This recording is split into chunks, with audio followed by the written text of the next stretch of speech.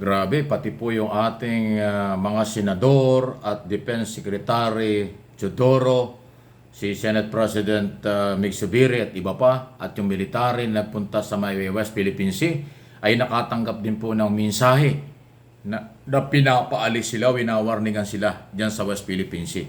Grabe ho talaga ang treatment nitong China. Kaya ito ang sagot ng Senate President dito ho sa ginawang ito. Natanggap nila. Nasa aeroplano pa lang sila, natanggap nila yung mensahe.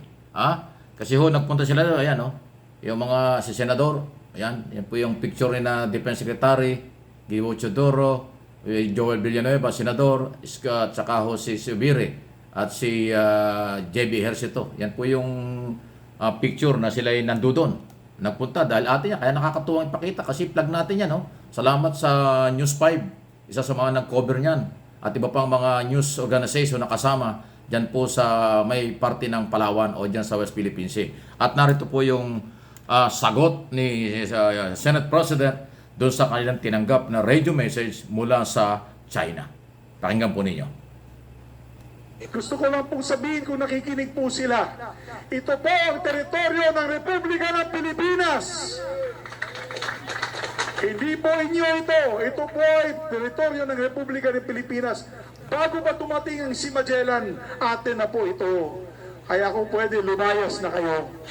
Habang nasa himpapawid, nakita rin ng mga senador ang ibang artificial island na tinayo ng China.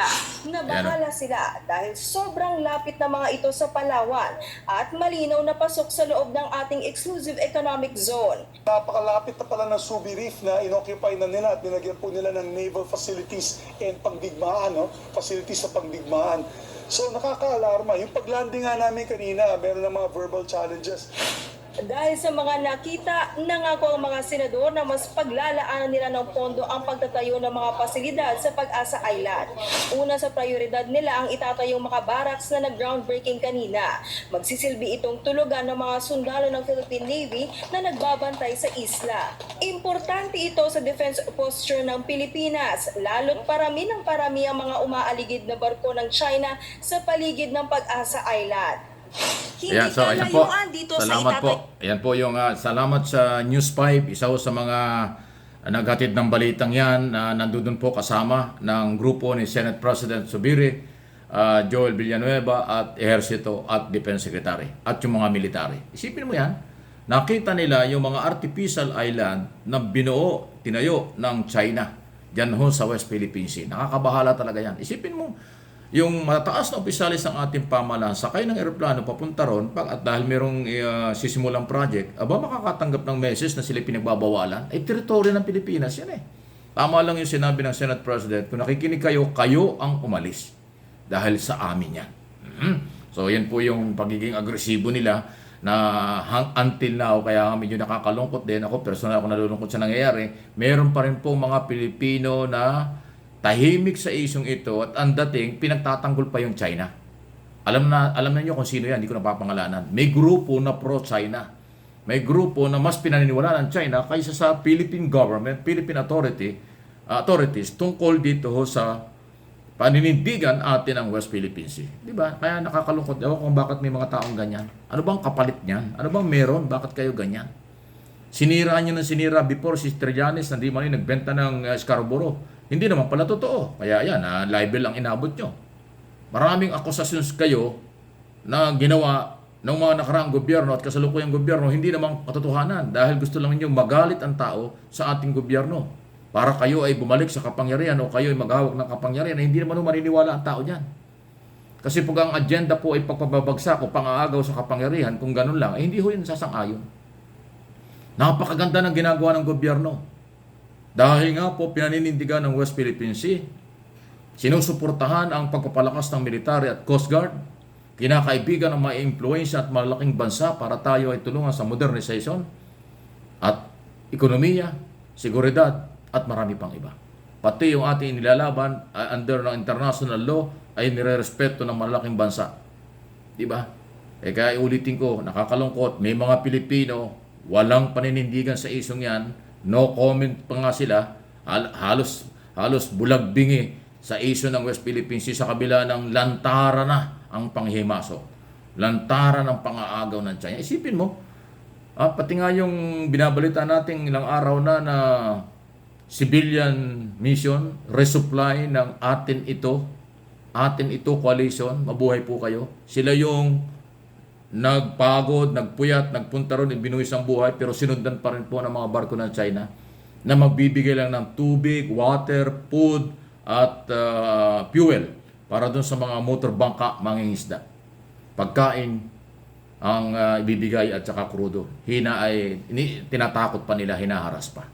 So, dahil mamamayan Pilipino yan, in-escort na lang ng ating Navy at Coast Guard. So, tama lang yun. Mauulit yan. Yung ginawang yan ng mga sibilyan, yan po yung maganda. Sana lahat ng sibilyan ay, kung hindi man makapunta ron o makasama sa ganyang klaseng galawan, ay yung paninindigan man lang sa media, sa social media. Kahit saan kayo nandoon, sa bahay kayo. Sa tindi ng social media, pwede po kayong maglabas ng inyong saloobin na pumapabor sa gobyerno ng Pilipinas, pumapabor sa ating mga batas tungkol sa isong yan. Panahon na ipakita ng lahat ng sektor, anumang relihiyon, anumang kasarian, anumang antas ng buhay, dapat ang Pilipino nagkakaisa sa isong ito. Dahil sobra na ang garapalang panghaharas. Wala na silang pinipili. Hindi lang mangingisda hinaharas nila. Hindi lang pulis, hindi lang military. Hindi lang pati mga politiko nagpupunta dyan, naglalagay ng project. Kaya nga nagpunta doon dahil merong groundbreaking doon sa gagawing parang barracks or pansamantalang opisina ng ating military at ng Coast Guard ay hinaharas tayo. Kasi harassment yun eh. Makakatanggap ka ng radio message para ikaw ipagbawalan sa lugar mo. Grabe yan. Hindi magagawa ng China sa ibang bansa dahil away yan. Pero tayo, dahil hindi tayo nakikipag-away, patuloy naman tayong minamaliit. Pero ang pinanindigan ng ating Pangulo, kapayapaan pa rin. At ang utos nga ng Pangulo, maninindigan ang gobyerno at ang military, Coast Guard, lahat ng mga kinaukulan para ilaban yan, para proteksyonan yan. Kaya sana malakas ang pwersa ng sibilyan, malakas ang suporta at pwersa ng taong bayan, dapat yan ang makita natin at marinig. Kaysa sa yung iba dyan namumulitika at kung ano-ano mga pinagsasasabi. Yung ingay nyo sa inyong mga rally, sa inyong mga press conference, sa inyong mga social media account, sa inyong mga social media, ay tungkol sa paninindigan sa Pilipinas, para sa Pilipinas, mas okay, kapanipaniwala at susuportahan pa natin. Pero kung puro lang paninira, panlalait at sirain ang gobyerno, hikayatin ang mga Pilipino, nagkakamali kayo. Hindi nyo mahikayat ang mga Pilipino para kayo kampihan. Dahil ang inyong galaw, interes, huling-huli na, alam na. Kung sino yan, alam na po ninyo yan, hindi ba? Kaya maging maingat po, hindi ako magsasawang ulit-ulitin ang paninindigan at prinsipyo ng bawat Pilipinong may malasakit at pagmamahal. Okay? Huwag tayong palinlang, huwag kayong paggamit sa mga makasariling galawan. Alam nyo kung sino yan. Alam nyo, matatalino kayo. Magsama-sama tayo sa development, kaunlaran, katahimikan ng bansa. Atin ito. Para kung merong atin coalition, nanindigan, atin ito, bansang ito, ating ilaban.